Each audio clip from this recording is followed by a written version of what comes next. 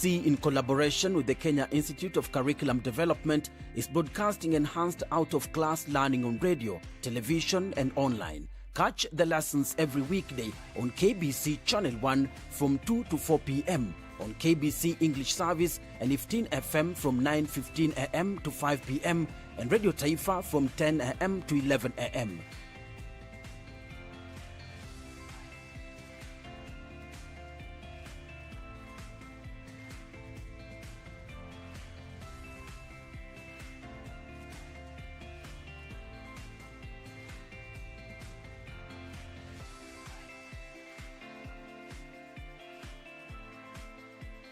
KBC English Service, Radio Taifa and 15 FM are also available countrywide on the free-to-air Signet digital TV platform, or log on to www.kbc.co.ke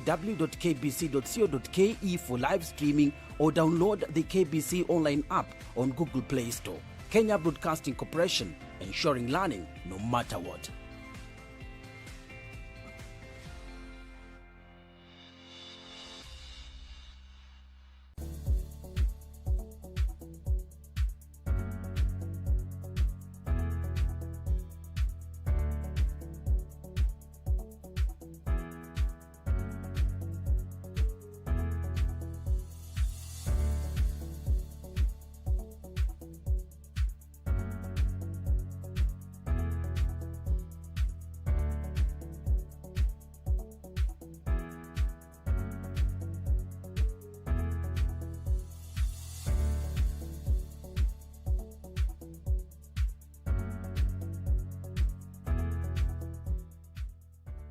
Next on. Approached by Equity Bank to come on board and see what we could do to ensure the healthcare worker was protected.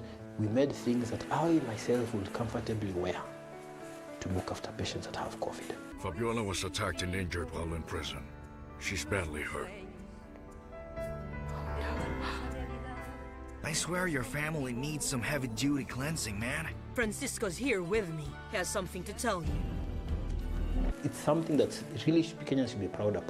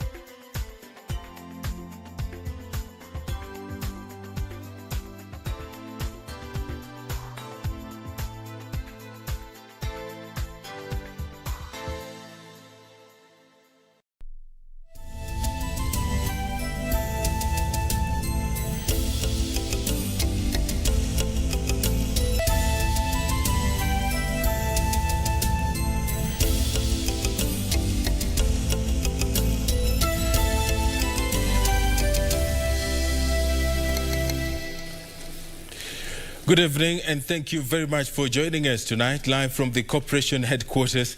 This is Channel 1 Weekend. My name is Edward Kabasa. I hope you had yourself a very wonderful day today. We have a comprehensive bulletin lined up for you tonight, but first, let's have the highlights. Kenya Union of Clinical Officers issues 14-day strike notice citing dangerous working conditions. COVID-19 infections on an upward trajectory as 968 new cases are reported, with 14 patients losing the fight in the last 24 hours. And detectives in Nairobi probing how 44 teenagers from 3 counties ended up in a night party at a house in Mountain View area.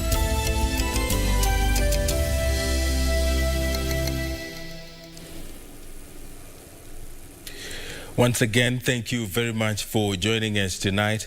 In a couple of minutes, I will be joined by the General Secretary, the Kenya Union of Clinical Officers. We'll be talking about the strike notice that they have issued today.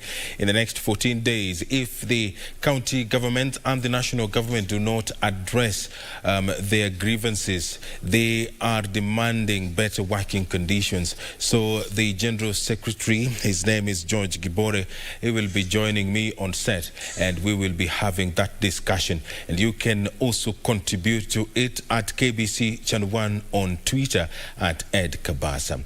Lenzo Dingo is handling the sign language interpretation for us tonight. The health sector could be headed to paralysis in the next 2 weeks if medical workers under the Kenya Union of Clinical Officers make good their threat and withdraw their services from hospitals countrywide. On Sunday, the clinicians issued a 14-day strike notice, setting the clock ticking towards what could turn out to be a double blow to the health sector. This is because the Kenya Medical Practitioners and Dentists Union also has a running strike notice expiring on the same day as the one issued by the clinicians. Caroline Kamau begins our coverage tonight. We're here to ask the Kenyan government today, how many more of us are going to die so that you can realize how dire the situation is. The healthcare sector is once again mourning after the death of yet another medic who succumbed to coronavirus-related complications. Today we have lost one of the principal clinical officer from Kisii, a very senior clinical officer who until his death has been a teacher, has been an ophthalmology and cataract surgeon working in Kisii. The demise of the clinician from Kisii Level 5 Hospital, bringing to 7 the number of clinical officers who have been felled by the disease. According to the Kenya Union of Clinical Officers Chairman Peterson Washira, the loss of lives could have been avoided if the government heeded to the advisories of health unions and those of World Health Organization to exempt from active duty those in the medical field who belong to vulnerable groups. And we gave them a demand letter, an ultimatum of 7 days, of which they have turned a deaf ear. We have got no response from any of the employers on this, and our vulnerable members especially, they continue to be exposed because of negligence, because this can only be termed as negligence from the employers. The union has forthwith issued a 14-day strike notice citing hazardous work environment. That the Kenya Union of Clinical Officers, and by extension the medical fraternity, is deeply concerned and distressed by the unpreparedness and the mishandling of the COVID-19 management by the Minister of Health and the county government, especially in regards to the protection and welfare of the frontline healthcare workers. In case the employer goes to court, the health workers say they will invoke the Occupational Safety and Health Act and withdraw services until the safety is guaranteed. The union saying they can no longer negotiate on matters pertaining to the sanctity of life for their members. The clinicians' irreducible minimums include provision of adequate quantities of PPEs at all levels of health service delivery. All health workers belonging to the vulnerable groups or with pre-existing conditions be exempted from active frontline duty. Provision of a comprehensive medical cover to cater for health workers and dependents. All salaries of universal healthcare staff deployed to counties be paid within the next 14 days. Harmonization of health risk allowance. The country has over 2,700 healthcare workers infected with the virus. If the clinical officers make good their threat, the country could face a near total paralysis of the health sector, as the Kenya Medical Practitioners and Dentists Union is also threatening to down tools if the demands are not met by December 6, 2020. Caroline Kamau reporting for Channel 1 Nizam. 252 days after the first case of COVID-19 was recorded in the country, the number of infections is now at 77,372 and continues to rise. On Sunday, the Ministry of Health reported 968 new cases from 6,610 samples tested in the last 24 hours. 14 more patients have succumbed to the disease, with another 63 patients currently admitted in the intensive care unit. According to the latest COVID-19 statistics from the Ministry of Health, Nairobi County is leading with new infections at 421, followed by Mombasa with 91, Kilifi 88, Busia 73, Kiambu 54, Kajiado 30, Nakuru 22, Uasin Gishu 21, while Machakos had 17 cases. The death toll has also increased to 1,380 after 14 patients lost the battle. 155 patients made full recovery in the last 24 hours, both from the home-based care isolation and the various health facilities, pushing the number of recoveries to 51,507. At the moment, 1,131 patients are admitted to various health facilities and 7,023 are being monitored at home. Across the borders, the US has more than 12 million confirmed COVID-19 infections with more than 255,000 deaths, according to data compiled by Johns Hopkins University. California has begun a nighttime curfew in an attempt to curb a surge in coronavirus cases. Across the US, the daily death toll linked to COVID-19 has passed 2,000 for the first time since May. And the Australian state of New South Wales is to reopen its border with neighbouring Victoria for the first time since July after coronavirus cases there reduced to zero. Victoria, which imposed a tough lockdown after surging cases, has reported no new infections since the beginning of November. The state is also relaxing its rules on wearing of face masks. Australia has recorded about 900 deaths and 28,000 infections in total. Nancy Okware, Channel 1 News. Thank you, Nancy Okware, for that report. All in-person operations at the Meru Law Courts have been suspended for 2 weeks after some members of staff tested positive for COVID-19. Chief Justice David Maraga says the move is aimed at minimizing the spread of the virus at the facility and that all urgent matters shall now be handled virtually. Maraga says that a few advocates and their staff have also tested positive for the virus. Chief Justice David Maraga says beginning Monday, all litigants seeking urgent legal services at the Meru Law Courts will be required to do so virtually. Meru Law Courts became the latest judicial facility to be shut due to COVID-19 after a number of staff and advocates tested positive for the deadly COVID-19 disease. The judiciary has in the recent months turned to technology to keep the wheels of justice rolling in the face of the pandemic. Meanwhile, despite the COVID-19 pandemic hitting hard across the country, a number of Kenyans are still doubtful of its existence. It is for this reason that some residents in Kisii County are taking it upon themselves to conduct sensitization campaigns. Jane Matibae, a second-hand clothes who claims to have recovered from COVID-19, says people should not be afraid of seeking medical attention if they experience symptoms. Mimi ilinishika nikiwa hapa kwa soko na sikujua nilishika na wapi. Na tulikuwa na matanga nyumbani, wengine wameshika, wengine mmoja amekufa bado ako mochari. Bibi yake bado ni mgonjwa. So what I can tell you, corona it's real and it's killing. Inaua, corona iko. Wala ambao mlikuwa mnasema mnataka kuona mtu ambaye amegonjeka, mimi niliugua. Na Mungu amenisaidia na nimepona. Matibae calling on the Ministry of Health to conduct a targeted testing exercise for residents in the region. Meanwhile, a group of youth drawn from Nairobi County has decried the negative economic effects of the coronavirus pandemic on their revenue streams. And they came up with ideas on how to address mental health. They came up with ideas how to go about addressing, for example, psychological first aid for the people who are affected with the mental illness during the crisis. And they brought in a lot of ideas that I think we would like to plug in and also support the community to address mental health in general.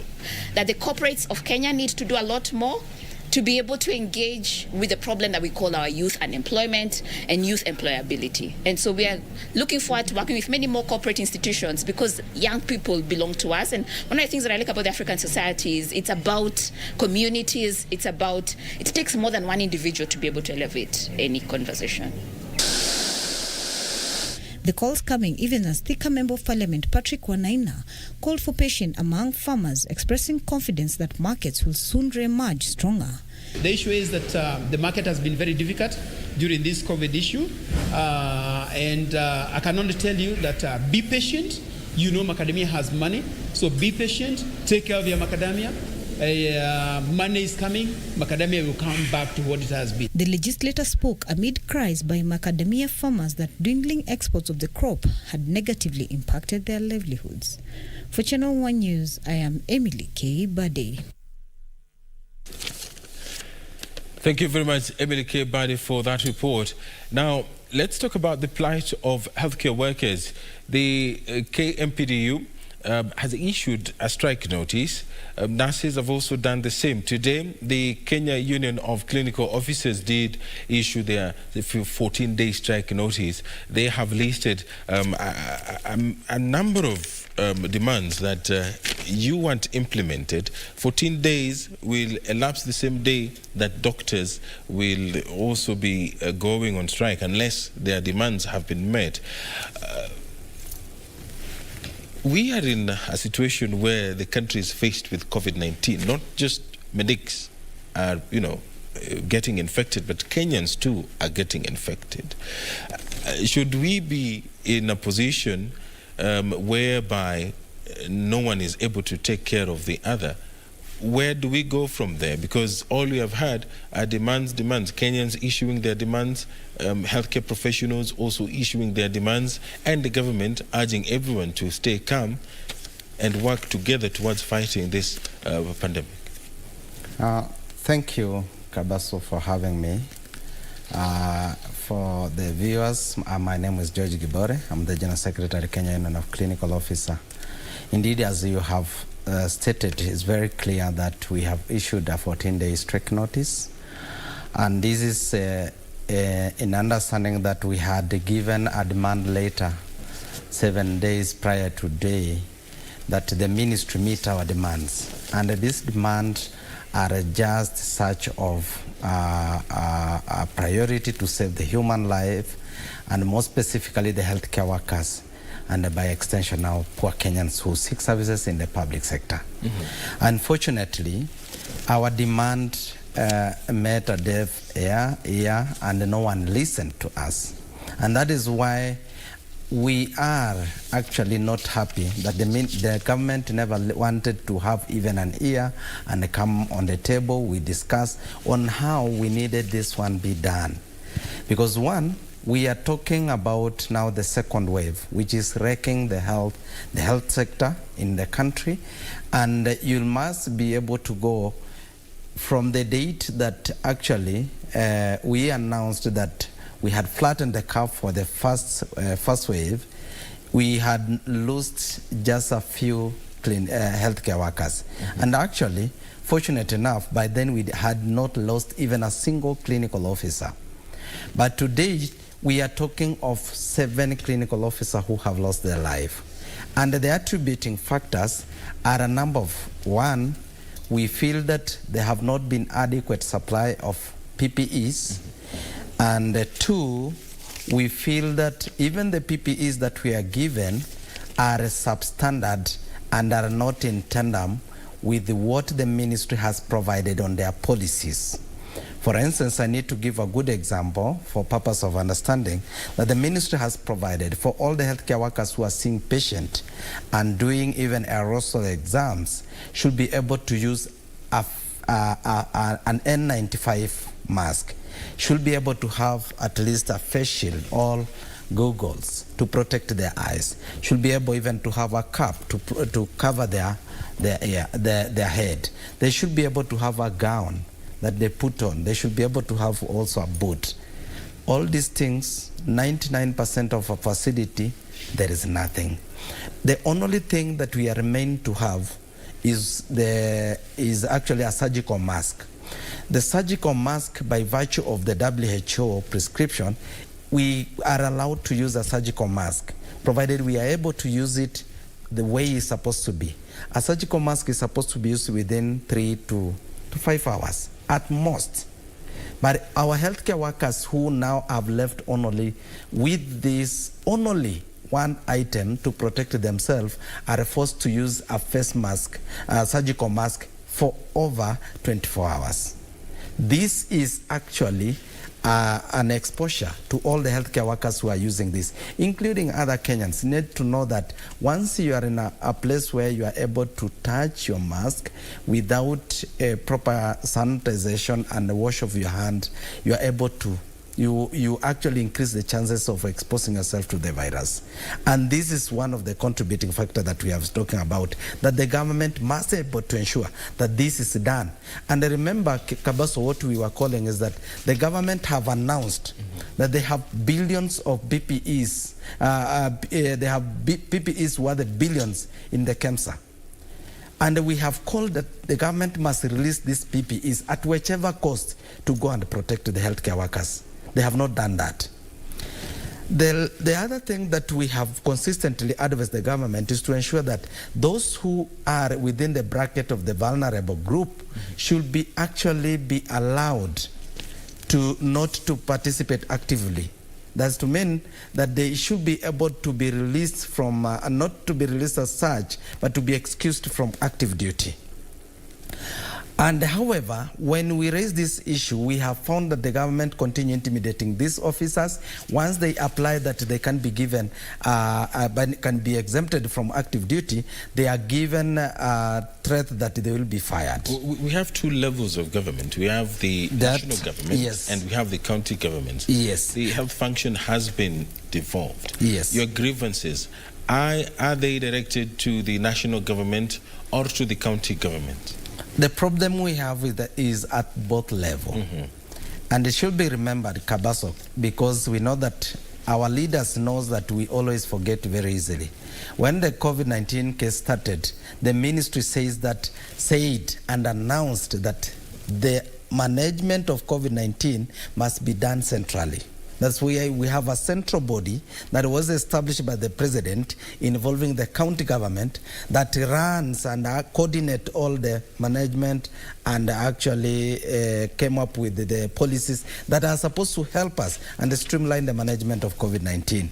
And that is why all the government, that's the Minister of Health and the county government, are actually the culprit of all these issues that we are raising. I was giving the list of the people who are among the vulnerable, and I have mentioned specifically that one of them are those who have 55 years of age and above, and it's painful to note that including a clinical officer that we lost in the eve of today was 58 of age at KBC level 5. And the other one are those who are pregnant and those with pre-existing conditions and diseases. These people should be able to be exempted from active duty. We have gone through the list of those who we have lost, more specifically the clinical officer, including even other cadres. It is very clear that the people that we have lost in the health sector, actually a majority of them are under the vulnerable group. Have we heeded to advisory of the WHO and also consistently as the Kenya Union of Clinical Officers have been calling for the exemption of these people? I want to believe that we'll have reduced this death, the number that is rising, and to some extent saved life, because we say that this is avoidable and we can be able to do that. And I was listing a number of issues that we feel that the county government have not been able to address, and I've mentioned among those. And even during this particular time, as we continue suffering and the number of infections continue going high, the healthcare workers have been left to foot their own bill without the support of the government, because as it is, the NHF announced that they are not catering, and indeed they have never catered or rather footed any bill for any healthcare worker. We have been left to do harambes to foot the bills of our colleagues who have actually gotten sick and hospitalized. And to some extent I can mention of one case that we had of one of us who is actually a nurse who succumbed at KU, and we were forced to pay. They retained the body until the money was to be remitted to the account, over 250,000. So this is the painful moment and the painful things that the healthcare workers are going through. And now we are calling that the government must provide a comprehensive medical cover and indeed provide for a life insurance for the healthcare workers because of the riskiness they are involving. In any case, these are the foot soldiers, the front soldiers that we are using to combat this killer disease. And it will be only reasonable for any government to prioritize such issues that we are raising so that we are able to, to move forward. That indeed we feel safe even when we are working, we feel supported even when we are working. We are also calling that once the government is also doing this, they must be able to pay healthcare workers in time. We have people who are engaged during this COVID-19 who are the UHC staff. They are named as UHC staff. They are going for 6 months without any pay. And this is a time when we are encouraged to ensure that we are feeding properly, ensure that our immune is well supported. Right. And you are subjected to 6 months without pay. What are you telling Kenyans? The list is long. The list is long. But as you'll see, Kabasa, as much as it is long, these are the reasonable things that we want the government to do, because like payment, you cannot expect anyone to continue working without pay. Doctors have sought audience with the Ministry of Health. They have met with senior government officials over their grievances. They also have a strike notice which is active. Yes. We haven't had any announcement that their demands, or some of them, have already been met. Who have you sought audience with? Because we have not seen anywhere clinical officers meeting, let's say, the minister or the cabinet secretary in charge of health. Kabasa, that's right what you're saying. I think we have a government that always they choose what to do when they believe is right to them. They have never prioritized and considered the issues of health to be such as serious. I will be feeling that indeed if the government meant well, on Sunday when we issued the press conference and they followed up actually serving them with the same demand that we provided. The demands that you are seeing here are the same demand that we provided since last Monday. None of them even looked and considered to have a meeting with us. We were seeking to have a meeting with them. And indeed, we made a clarion call to the president that he need to convene a meeting with the healthcare workers, the leadership, to discuss the issues that are affecting the healthcare workers. Because I want to assure you, today, if you have all the infrastructure, you have all the requirement in the facility you need, the medicine and everything. Once you lose a healthcare worker, if you do not have a healthcare worker in that equation, then everything is down. Now we are saying that these are very crucial people and they must be involved. We saw that we have been seeing the government and most specifically the president meeting the political class, discussing on how we were going to combat the disease. We have not had a chance to meet the president, not even Mutahi Kagwe. So they have become unavailable for us. And that is why we feel that our issues have never been considered. Where is the gap? Because for you to see the president, there is a protocol. I believe that also for you to see the cabinet secretary, there is a protocol as well. Is there someone somewhere who is stopping you from seeing protocol in the this president? country? But those are a way of actually ensuring that you are deterring people from reaching where decisions are made.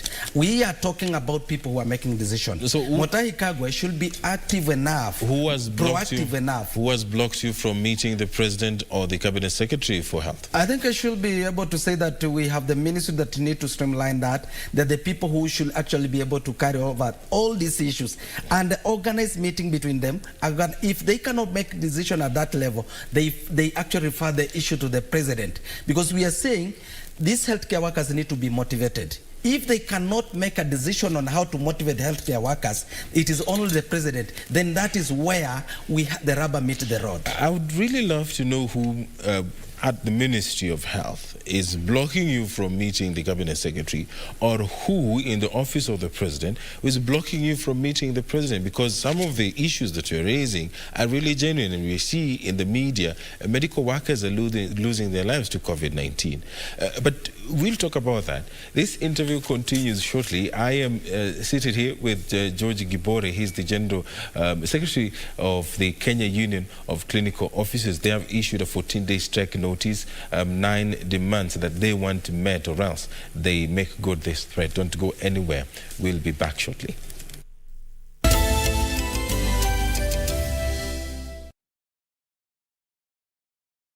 When COVID struck, the healthcare giver was becoming the first-line defense after the public health measures had been overwhelmed.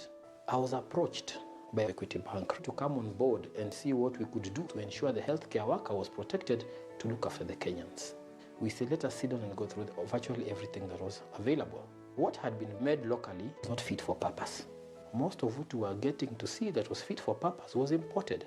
So we asked ourselves, as the supply chain gets strained because the world was in limbo with the long supply lines, what do we do to ensure that when we ask for these supplies as healthcare workers looking after fellow Kenyans, we can have access to them? We were able to have a symposium with over 100 local manufacturers, assisted through the Equity Group, to discuss manufacturing with the specifications that were desired.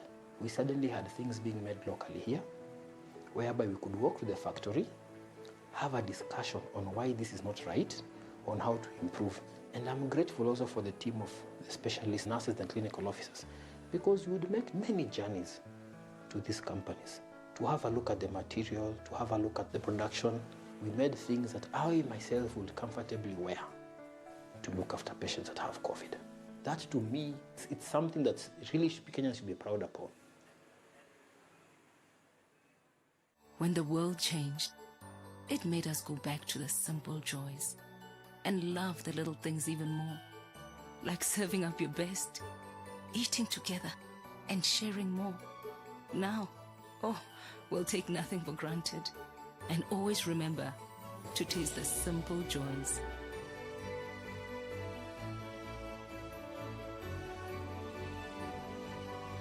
Enjoy the magic of Christmas with Coca-Cola.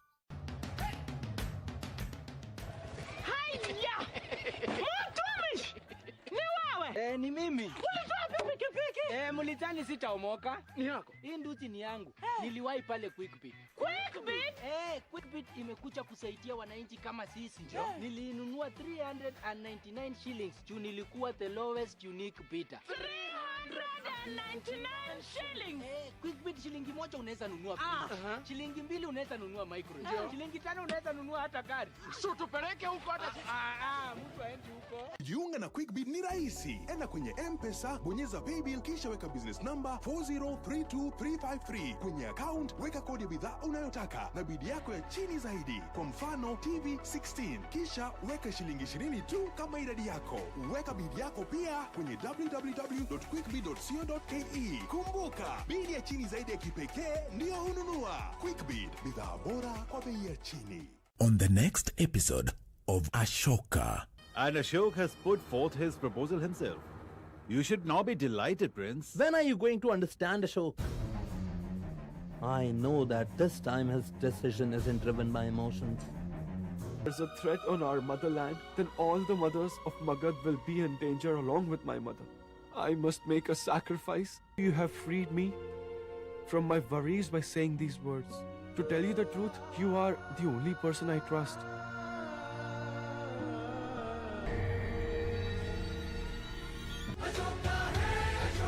Next on. Approached by Equity Bank to come on board and see what we could do to ensure the healthcare worker was protected. We made things that I myself would comfortably wear to look after patients that have COVID. Why don't you ask your son? Oops. I forgot you kicked him to the curb. What have you told Wanjala? Oh no. He found this one out all by himself. How do I instill that? Consistency. You need to show him that you have his back no matter what, or you will die trying. It goes both ways. I agree. It's something that really Kenyans should be proud upon.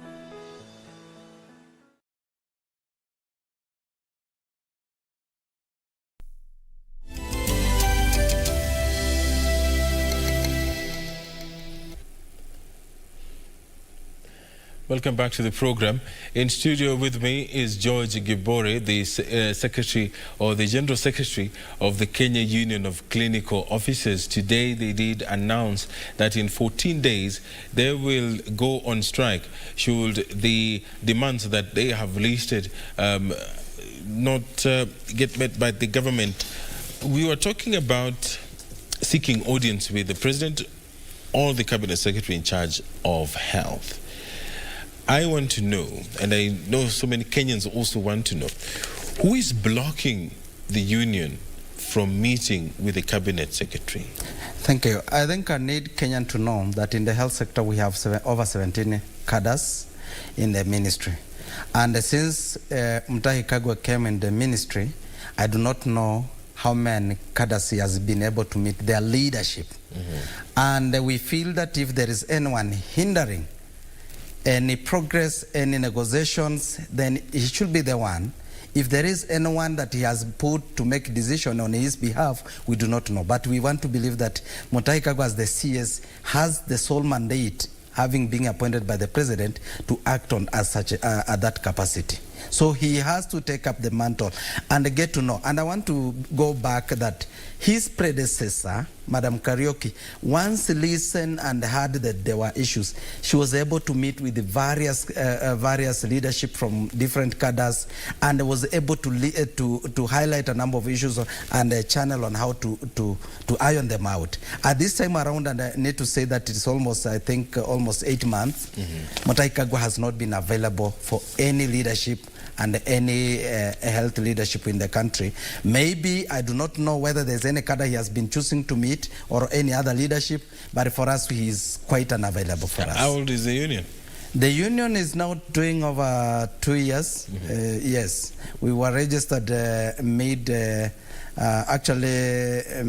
July 2017. Now we have more than 2 years, that's so to say. Do you think that perhaps maybe because you are the last bonds in this is perhaps the reason as to why the cabinet secretary is too reluctant? Then the last born are always listened to, because those are the people you need to nurture. But I need to say that at any time they need to look at the services that clinical officers are offering. We offer very crucial services and very fundamental services. We are the primary health service provider, and over 96% of all the outpatients in this country are offered by the clinical officer. Anesthesiology services are over 99% by the clinical officer. That's to mean if you have any intensive care services that you need to offer, then a clinical officer must be there. So you need to look at what services are we offering, and I need to mention, as you have said, as we could be suggested that we are not as old as such as in terms of the union, but we are the oldest cadre in this country, having existed since 1928. And after saying that, I need to record also that Kenyan get to know that we are the second largest group in the healthcare sector after the nurses. Let me take you back to the role of county government in this. Do you feel that the health function should be reverted back to the national government? That's a very important thing that you are talking about. Reverting or not reverting, I'm not very sure. There are counties that indeed have done a very tremendous good job, and I need to be specific. But there are other counties that we feel are let down. Let me start by saying we have seen several counties and procedurally firing healthcare workers because of demanding for promotion. I was in Kirinyaga when the governor said that she doesn't understand why to promote people and instead of employing more. And indeed, she fired several healthcare workers, including clinical officer, now doing their second year without any solution. And if you go again to Vihiga, we have over 570, almost 69 actually, who have not been paid for 13 months. We have seen several strikes. Actually, we were trying to count, we have seen around 103 strikes since devolution. And it is actually, the reason for these strikes is about management of human resource. Simple things like promotion that are clearly provided under the HR manual by the Public Service Commission. The issues of irregular contract, giving people contract that does not meet the provision of the Labor and Employment Act.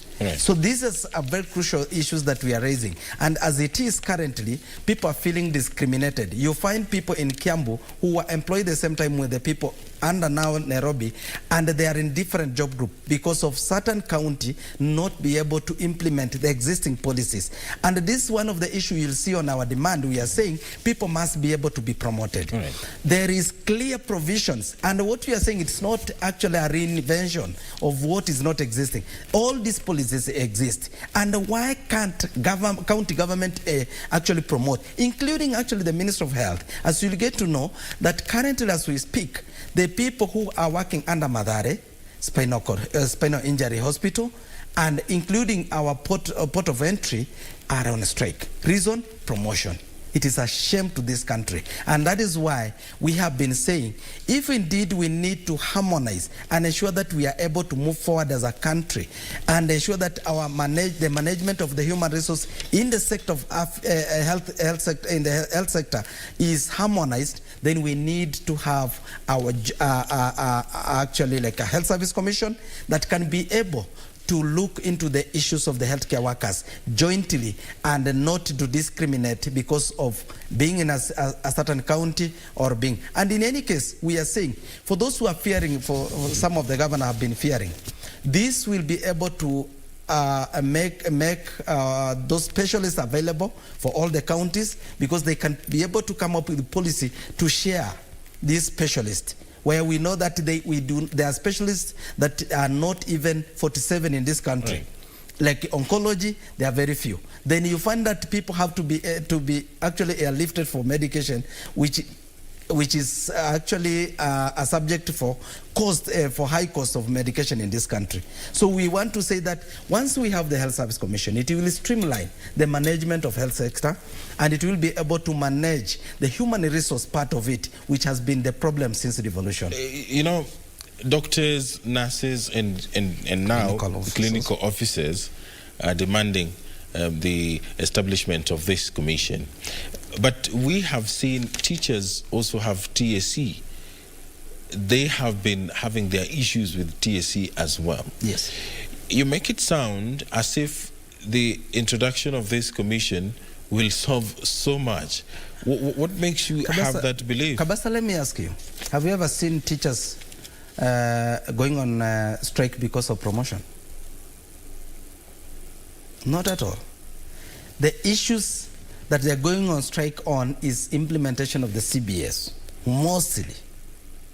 And now that's one of the ingredients. Now we have more problem under now the county under the Minister of Health, which includes and which actually has attributed to most of the strike in this country are promotion. And we say, you'll see that there are people who have existed in the entry job group for more than 15 years. Yet, when you look at what if we have this Health Service Commission established can be able to do, is that, you know, these are able to make a decision very fast, and they will not be affected, because some of the counties are saying they do not follow the policies that have been done by the Public Service Commission, and that affect, because they do not have their own policy, and some of them have some fictitious way of thinking, without knowing that we have laws that they need to follow. They tell you that there is no reason of employing people on permanent and pensionable. Let me tell you what we are looking at. Like, including the Minister of Health have now employed people under contract with the actually paying them peanuts. What is happening is that if the contractual engagement continue for some time, this is to mean once you're on contract, you will not be given chance to go and further your studies so that you can be able to have more specialists. Two, you will not be able to bond with these people. And that's to mean after some time, people who are on permanent and pensionable might be able to go into extinct. So the people you have are people who are on contract. So will you be able really to offer the services that you so need? Then the people who are so specialists, are specialists, and those who are stable might be out of the government. So that's to mean that we'll have a stable private sector, and we'll have quite unstable public sector. And this will kill the public sector. Maybe I will be able to say that the people who are making these decisions are the politicians and other people who make decisions have their own interest, maybe in the private sector, and that's why they want to kill the public sector. As we wind up, we have seen instances where strike notices are given, demands are being issued as well. Is it that your members are dying, that's why you are pushing hard to have these demands met? Kabasa, for record, is that these are issues which are historical. Some of them are historical, but they have been compounded by the issues of the COVID. And one of the issues is that, I'll give you a good example, like now we have been negotiating for a CBA for 4 years without anything coming out. This will have seen these people who are on contract be given good, at least a good contract that meets the provision of the law. And also, these people will be able to be appreciated to be given other allowances that are not now benefiting, including the health risk allowance.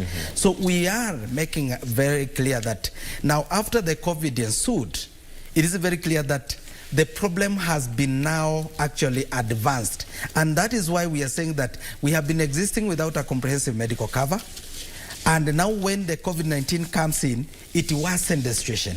And this is why we are saying this, that this is the bare minimum that we can be able to get from the government. In any case, we are saying prioritize to safeguard the life of the healthcare workers so that you can be sure of them being available to see other patients who are not health officers. And I need to mention that we offer services that we cannot be able to afford. And the law is very clear that once I'm an employee of the national of any government, then they need to put me in a comprehensive medical cover, and including there is several advisory that are from the SRC, but the ministry and the county government have not heeded to this. So until our country has become such a country that if you do not raise and call for what you want, then no one remember you. And that is why you'll see our country at this time when Kenyans are losing their life and we are being actually robbed the wrong way. With the second wave, we can still afford to discuss on how we want to establish more constituencies, on how we want to establish more posts for the politician, but not how to ensure that the health sector and the health services are actually ensured and guaranteed for the poor Kenyans. All right. Thank you very much, George, for joining us. I hope that, and Kenyans hope, that the demands that clinical officers have issued will be met, and within those 14 days, all these issues will be ironed out. You get that opportunity to meet the Health Cabinet Secretary. Let's hope that he has been watching. Yes. And what many Kenyans want to see is a situation where the health sector is not driven to paralysis. I'm sure as clinical officers, you wouldn't want that to happen to the health sector. Sure. We want to say that we are available for consultation, including tomorrow and any other time. I think I need to say that I have an invitation to appear before the Senate committee by tomorrow to discuss the issues that are affecting healthcare workers. We will be there with the other leadership from other unions, but of most important is to say that we want to reiterate that we are willing to solve these issues without going on strike. But we want to call on the goodwill of the government, because always they come and promises things that they do not fulfill. And if they actually move swiftly to address these issues and come up with a pathway to address these issues, we are not interested to go on strike, because the people who are suffering are our own families and are our own people, our own colleagues. So the government must take these issues seriously and address them. And that's why we have not given 7 days. The law provides for 7 days, but we have given for 14 days after giving a demand for 7 days. Actually, I think our strike, as you see, it is 7 days, because if we chose, we'll have actually given the strike notice on Sunday, last Sunday. But we chose to give it today because we gave them time to address these issues, and they have not been able to do that. Let me call for the CS, that the CS, you need to get to know that the poor Kenyans have got no millions to pay, have got no thousands to pay in those private hospitals. They need healthcare workers who are in the public sector, of which these facilities are the ones that are available within their environment. So please ensure that you address the issues of the healthcare workers.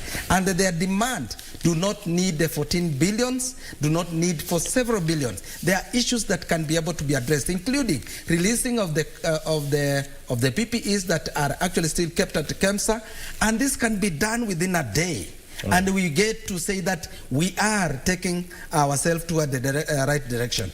Let me finish by telling Kenyans, we still have the doubting Thomases whether COVID-19 is there. We want to assure them that indeed we, as the healthcare workers who are serving in this facility, we have seen it happening, and we need to say, like, the clinical officer that we lost was not sick. He only experienced and developed some complication within a very short time, and he was admitted on Saturday, and he lost his life on the night of that Saturday, actually waking up on Sunday to find that he was no more. So it is not very true that you want to see someone who have died of COVID for you to believe, because you might be the one that we will be able to see dying before you actually appreciate any other person. Right. So take it serious, take the government containment as serious, wash your hands all the time, have your mask on all the time once you're in a public space, and ensure that you are actually having your mask always, and always wash your hand and keep social distance. And if you do the three, I can guarantee you that you'll take more days, you'll have more days to live than one that you expose yourself, because COVID might go with you. And ensure that your lovely one also are actually observing this containment measure. Thank you very much. George Gibore, thank you very much for making time for us, plus of course those kind words. And that does it for us. Plus of course we are waiting for that engagement that you're going to be having with the Senate tomorrow, you said? Yes. Okay, and I wish you the best as well. Thank you very much. All right, let us take a look at other stories we have been following for you. Detectives from the Directorate of Criminal Investigations are probing how 44 teenagers ended up in a night party at a house in Nairobi's Mountain View area. The children, aged between 14 years and 17 years, were arrested on Saturday night alongside a 41-year-old woman said to have been the host.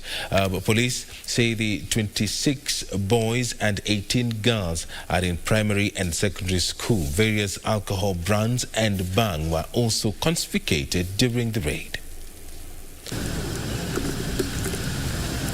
Detectives from the Directorate of Criminal Investigations say preliminary investigations reveal the children were from Nairobi, Kiambu and Machakos counties.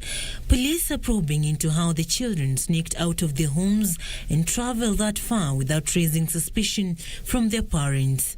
Their host, a 41-year-old woman identified as Millicent Kithinji, was also arrested by the police. The arrest of the 44 teenagers has attracted varied reactions from Kenyans on social media, with some blaming parents for the moral decay. The arrests come just a day after the Directorate of Criminal Investigations announced that it has launched investigations into a sex racket that preys on young girls. 6 teenagers were rescued from the notorious gang said to be operating in Nairobi. The DCI urging parents to take a keen interest in their children's activity, both at home and on social media. For Channel 1 News, I'm Sarafina Robi. Let's look at some political news now, where the political class is being challenged to redirect resources set aside to popularize the Building Bridges Initiative report to improving health services to effectively fight the COVID-19 pandemic. In his homily to celebrate the Feast of Christ the King at the Holy Family Minor Basilica, Reverend Father Simon Peter Kamamoy called out leaders for putting efforts of reviving the economy and fighting the pandemic on the back burner at the expense of the health of citizens. Father Simon Peter Kamomoe on Sunday ripped into the ongoing clamor for constitutional review, accusing leaders of turning their backs on the affliction currently facing Kenyans. Father Kamomoe urging leaders to drop the BBI debate and shift focus to the war on COVID-19. Huu ni wakati wa kusahau kila kitu na kuanza kushughulikia watu ambao ni wagonjwa, na wengine wanatabu, wengine ni wanajaa, wengine wanakufa. Hata pesa ambazo zinatumika wakati huu kwa mambo hayo ya shughuli ya BBI yanatakiwa kutumika sasa kushughulikia watu ambao ni wagonjwa. Father Kamomoe urging Kenyans to repent and make peace with God. Kwa hivyo ni wakati wa kuangamiza, kurekebisha pia tabia zetu. Kurekebisha tabia zetu, kwa sababu tabia zingine si hazilingani, haziambatani watu wa ufalme wa mbinguni. Mtu ambaye hana huruma, huyo sio mtu wa ufalme wa Mungu. His sentiments coming on a day that ANC party leader Musalia Mudavadi called for consensus building on the BBI with maximum precaution to avert further spread of COVID-19. Right now, our infection rate is very high, almost at 20%. So we need to protect each other. And that is why, if we can move forward by building consensus so that we don't expose our people to excessive dangers of this COVID, it will be very good for our country. Meanwhile, Shinyalu Member of Parliament Justice Kizito has warned leaders against whipping emotions in the ongoing clamor for constitutional review. Mtu asije akasema rege imekatishwa, hapana. Hiyo ni mambo tu ya watu ambao ni wale watu ambao wanajipendekeza tu kuleta mambo ya panganga, porojo nyingi na kadhalika. Nataka kuambia kwamba BBI iko mahala salama, baba yuko salama, Uhuru yuko salama, na tunaenda mbele wote. Na hii nataka niwaambie kwamba it will be a non-contestable. It will be a non-contestable. The lawmaker spoke in Kakamega County, where he joined a section of area leaders in drumming up support for the Building Bridges Initiative Task Force report. Meanwhile, a section of Mount Kenya leaders has maintained that the window has been shut on any further amendment on the BBI report. Former presidential candidate Peter Kenneth, however, said that only a few recommendations would be included in the report and not all the issues being raised by dissenting voices. Kila mtu ana usemi wake kulingana na hiyo mambo ya katiba. Angependa kitu ambao angetaka kitengenezwe. Lakini ni muhimu tukumbuke ya kwamba kuna points ambao zilitokea kama chanzo za shida Kenya wakati viongozi wetu walisalimiana, na hizo point ndio tunaangalia kutofaunisha na kutengeneza ili tusije tukakuwa pahali tumekuwa wakati wa uchaguzi kila wakati. The BBI train is still on, and therefore we shall adhere to the timetable, and we tell our people that they look at the benefits of BBI. More constituencies to our region, more resources of the counties to our region, and that is why we are urging our people to look at that document objectively. For Channel 1 News, I'm Safin Aching Oma. And in other matters, a section of residents of Mavoko in Machakos County is accusing the National Environment Management Authority of failing to control industrial waste disposal in the area. The locals allege attempts to have NEMA address the matter have fallen on deaf ears, a situation they say has left them exposed to diseases. Residents of Mavoko held peaceful demos demanding an end to wanton pollution in the area. The locals alleged that the National Environment Management Authority has been slow in ensuring industries operating in the area practice safe waste disposal and called on relevant authorities to move with speed and address their plight. Hakuna mtu wa kushughulikia, hatuoni yoyote. Kanzu akiambiwa hakuna, tunaambiwa wale wanashughulika hawaonekani. Kutoka Nairobi ukiwa kwa matatu, ukiwa umelala, ukitaka kujua umefika at the river, harufu. Elsewhere, members of the troubled Kabasa Sacco have started receiving refunds of their investment. Newly appointed Chief Executive Officer Jimmy Kagoni confirmed 100 million shillings has been paid out to members. The Sacco is also giving members the option of acquiring parcels of land equal to the money owed in case they do not want to be compensated in cash. Kagoni also said he has forwarded the names of 18 fraud suspects to the Directorate of Criminal Investigations for action. We have been able to pay more than 4,000 members in cash who had saved less than 20,000 or depositors of less than 20,000. If you know that you had forwarded the wrong papers, kindly, way before we start doing this, I want to request you that you come and withdraw your papers. Because if we identify, in course of our investigation, if we identify that you are fraudulent, be sure that you are going to face the full force of law.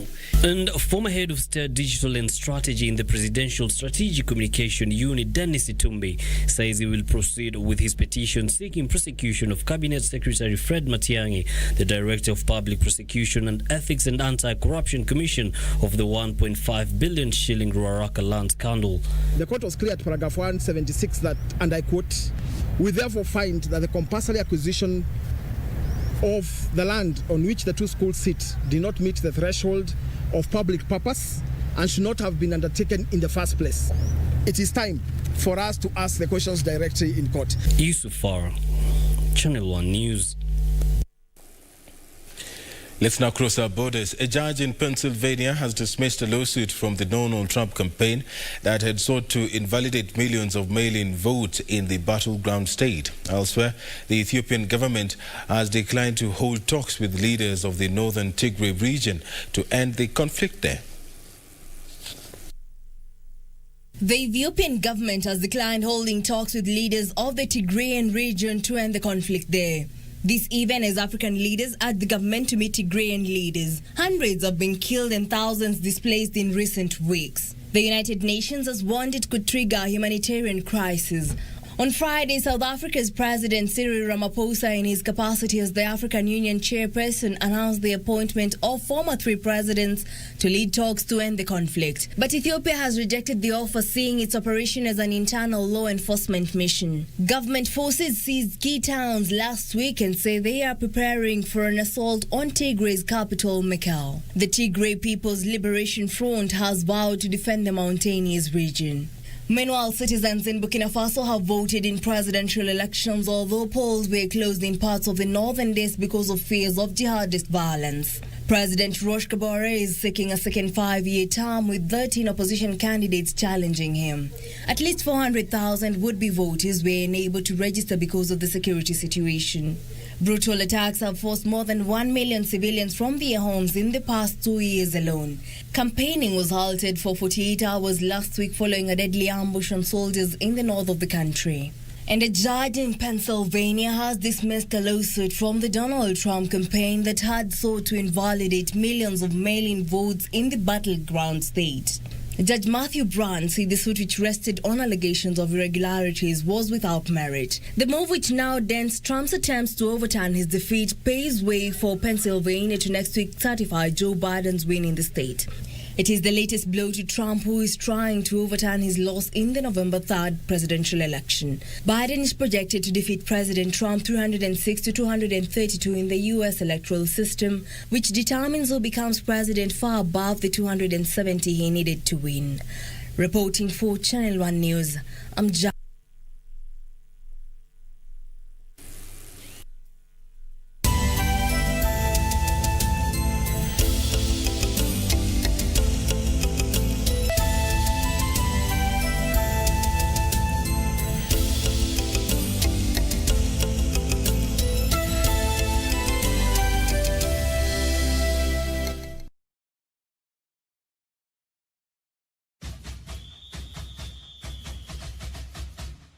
It is an all-Egyptian affair and a first for CAF as two home teams face each other in the final of the 2020 CAF Champions League in Alexandria. Al Ahly will be all out to maintain their dominance in the elite African clubs competition against their arch rivals Zamalek, who are raring for a fight to the death. You cannot afford to miss this thriller on the 27th of November only on your True Sports partner, KBC Channel 1 from 10 p.m. We have a lot in store for you. Be on the lookout.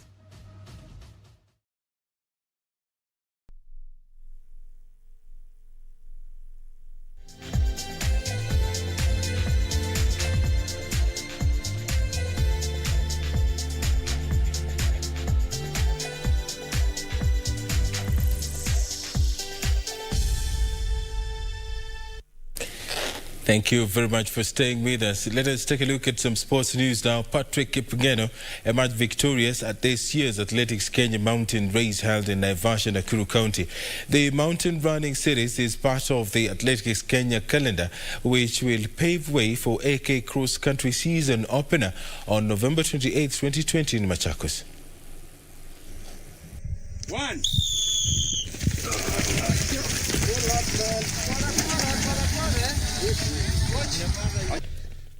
Kipngeno clocked 50 minutes 37.5 seconds to win the senior men 10-kilometer race, relegating Titus Kimutai and Michael Kamau to second and third positions respectively.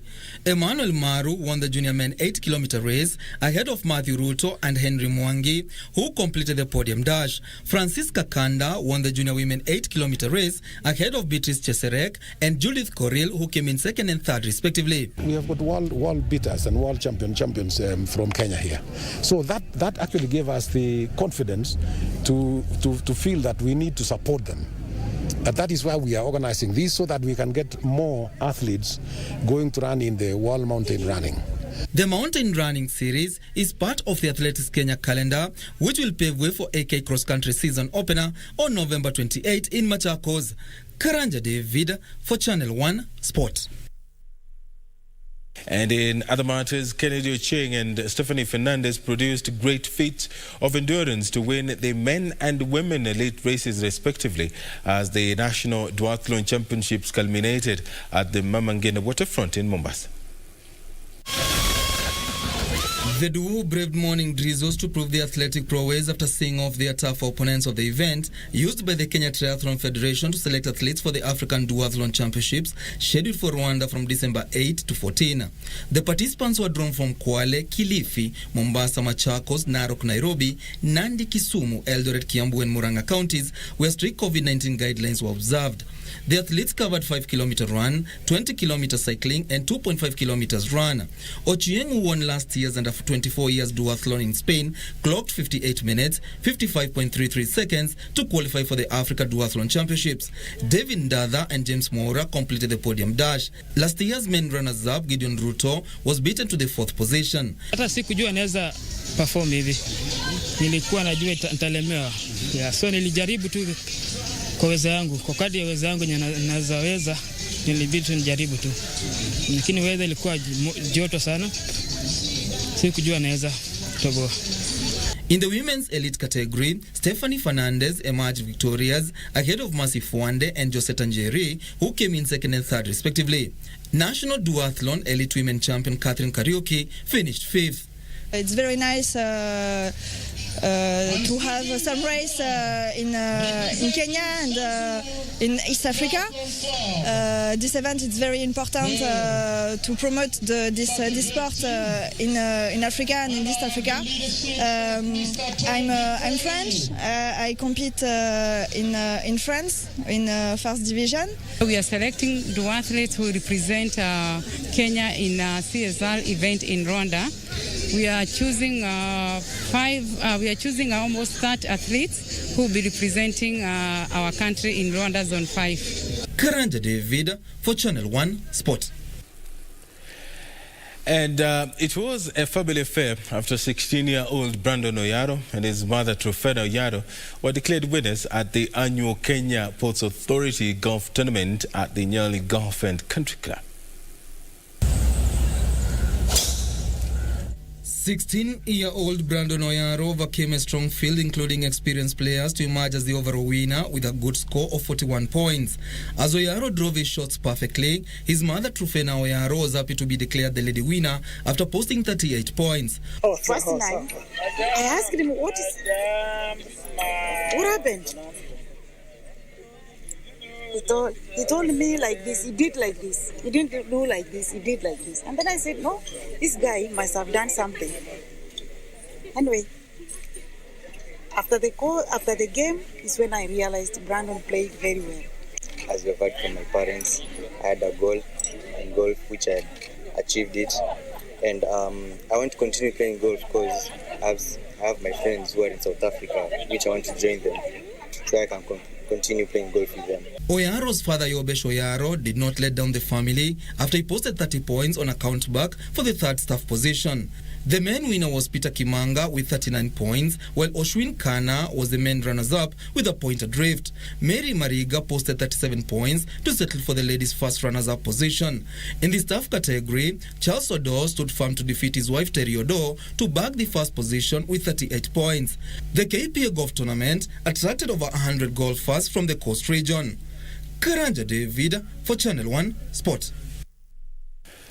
And now let us take a look at some international football where Dominic Calvert-Lewin continued his excellent scoring form with 2 goals as Everton returned to winning ways in an absorbing 3-2 win over Fulham. The Cottagers now face daunting games at Leicester and Manchester City before hosting Liverpool on 12th of December.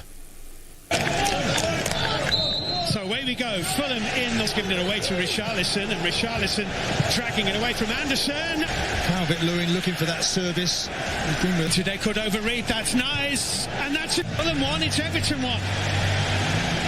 And James Rodriguez. Luka Digne, first time. That is a fantastic goal. Moment, Luka Digne. That's a good cross, and there it is. Doucouré, not Everton.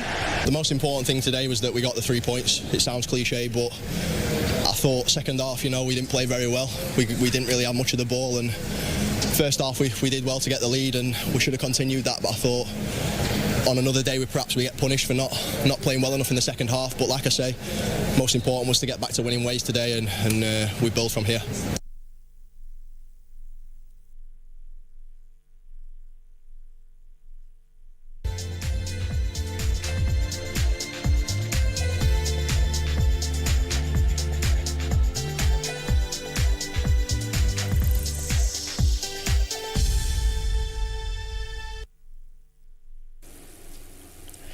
And that does it for us for this edition of Channel 1 News Hour. We do thank you very much for joining us tonight. My name is Edward Kabasa. My sign language interpreter has been Lensa Odingo. You can stay up to date with the breaking news on our social media platforms, KBC Channel 1 TV on Facebook and at KBC Channel 1 on Twitter. You can also check out our website, www.kbc.co.ke. Yusuf Farah is coming up next with the weather forecast.